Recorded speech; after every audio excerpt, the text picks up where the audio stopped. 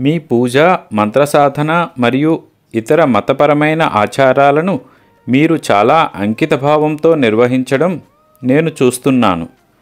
నా పిల్లలందరూ వారిలోని దైవత్వంతో కనెక్ట్ అవ్వాలని నేను ఇప్పుడు కోరుకుంటున్నాను.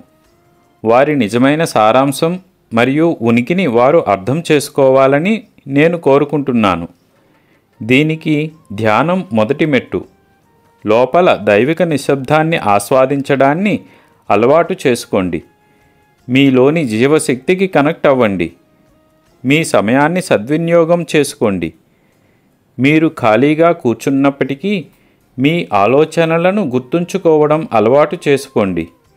మీకోసం మరియు ఇతరుల కోసం సానుకూలమైన, స్వస్థపరిచే ఆలోచనలను పెంపొందించుకోండి. మీ ముఖ్యమైన పత్రాలు మరియు తాళం చెవులను జాగ్రత్తగా చూసుకోండి. ఈరోజు నేను పుచ్చకాయ తినాలనుకుంటున్నాను. నా ఆశీస్సులు మీకు ఎల్లప్పుడూ ఉంటాయి. అల్లా మాలిక్.